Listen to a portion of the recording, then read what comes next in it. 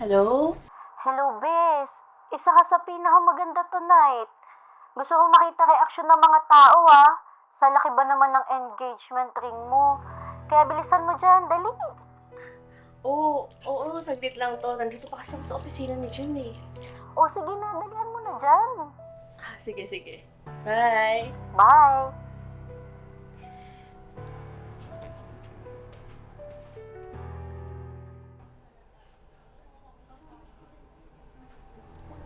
Uy, sing-sing to.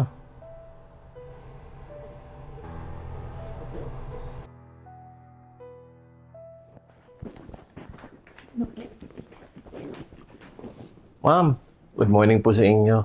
Ma'am, may napulot po akong sing-sing kaninang umaga habang naglilinis po ako sa hallway. Baka po sa inyo po ito, ma'am. Bes, yung nawawala mong sing-sing, oh. Baka naman ikaw talaga yung kumuha. Bakit nasa yung sing-sing ko? Kaya ka pala laging nandito kasi meron kang ibang motibo? Ma'am, di po totoo yung binibintang niyo po. Napulot ko lang po kanina talaga to sa hallway, ma'am. Sige, Bes. Pagtakpan mo yung sarili mong kapabayaan. Baka naman hindi ka mapahiya kay Jan. Tama ka. Sasabihin ko kay John na siya yung may kasalanan para hindi ako mapahiya. Humanda ka! Susubong ka na sa boss nyo! Amin na nga yan!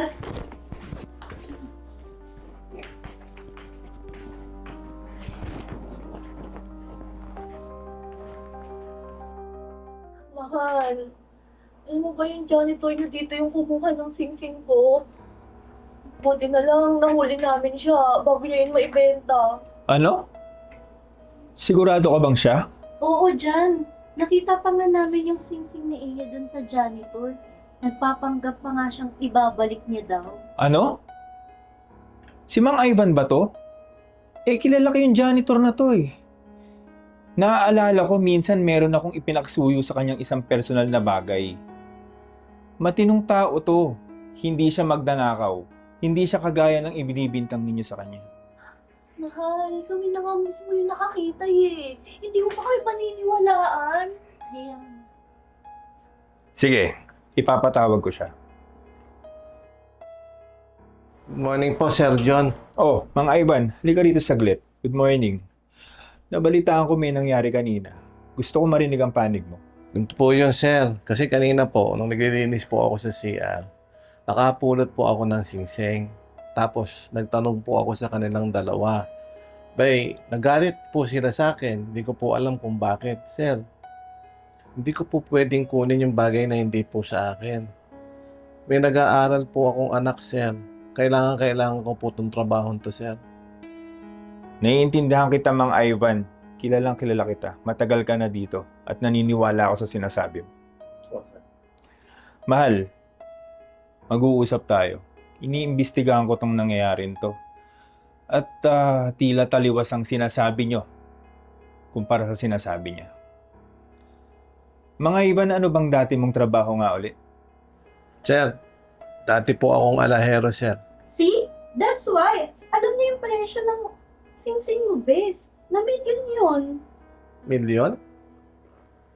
Ang alam ko po, 500,000 lang po ang halaga ng singsing, ma'am. Kahit 500,000 lang yun, malaking halaga na yan sa'yo. Teka, 500,000? Akala ko ba milyon yung halaga ng singsing na binigay mo sa akin? Pinagyayabang ko pa naman sa mga kaibigan ko. Mahal, wala akong sinabing milyon ang halaga ng singsing na yon. Ang wedding ring ang binabala kong bilhin na milyong halaga. Ba't parang may problema ka ata sa presyo ng singsing? Parang materialistic ang tao. Ay, mahal, hindi naman sa ganun. Bumalik na tayo sa dating issue. Ikaw, aminin mo na kasi kinuha mo talaga, di ba? Ma'am, hindi po totoo yung binibintang niyo po sa akin.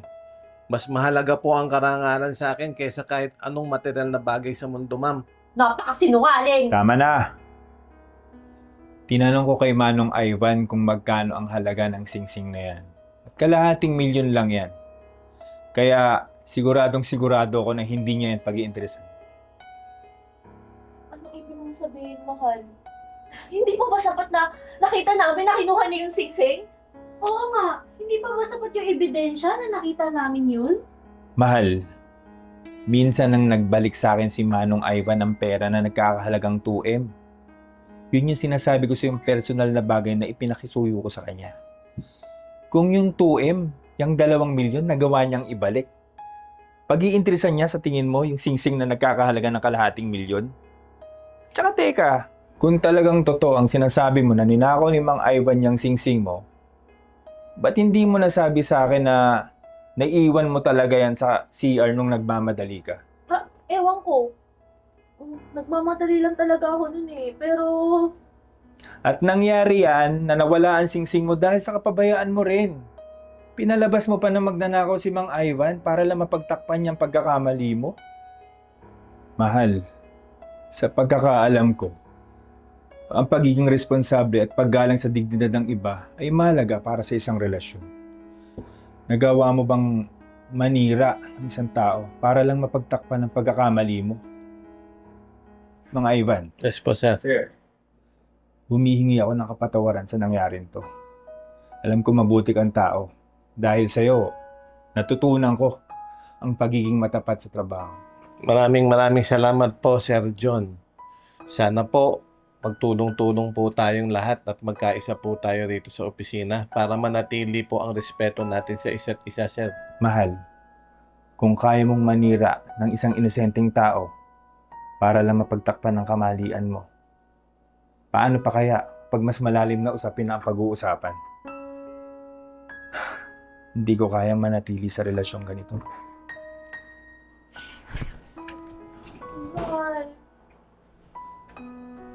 Ivan. Ano? Dating gabi. ABC House tayo. Hope the best, Sagot sir. ko. Ayos, thank you, sir. Tara po, sir. Tara.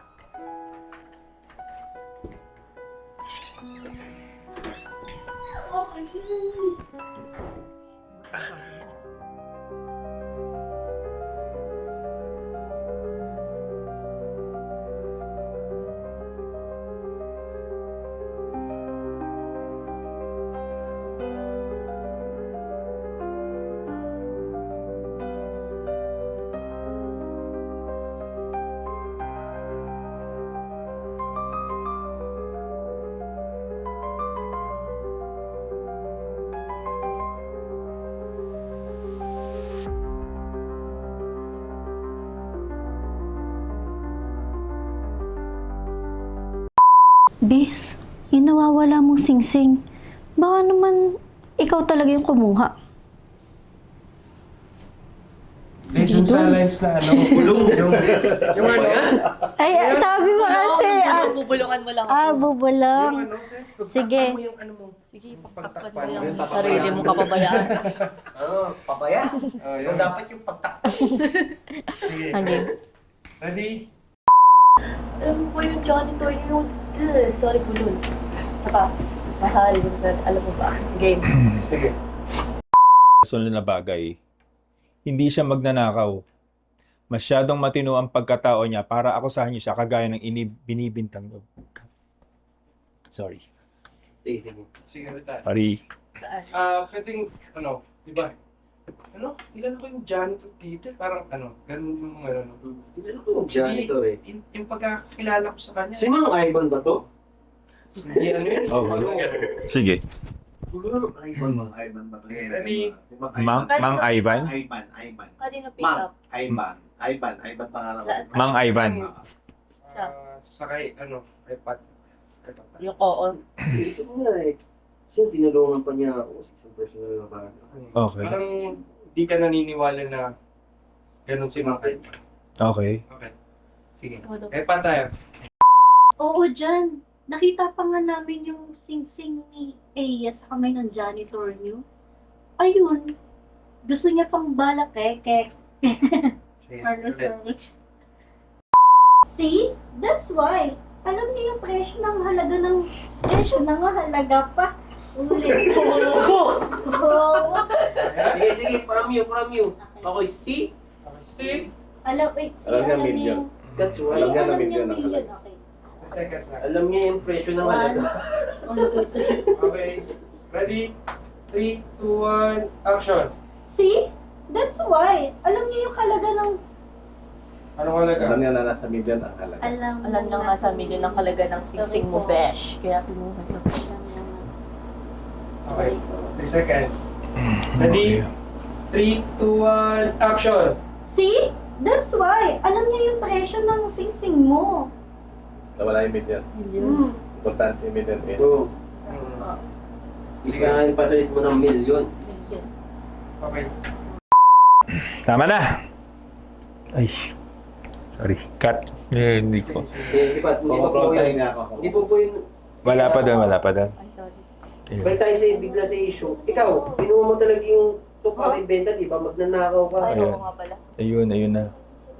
Hindi ka pa sasagot, John. Doon tayo. Hindi pa, napaaga. Sorry po. Sige.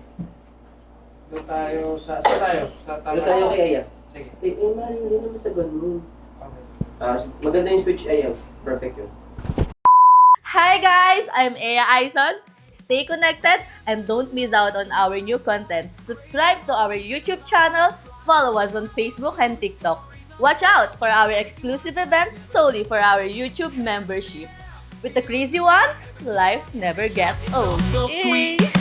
Oh yeah. So wherever we go, the story's told. With the crazy ones, life never gets old. Let's go. Living this life, feeling it in our soul. With the crazy ones, yeah, let's roll.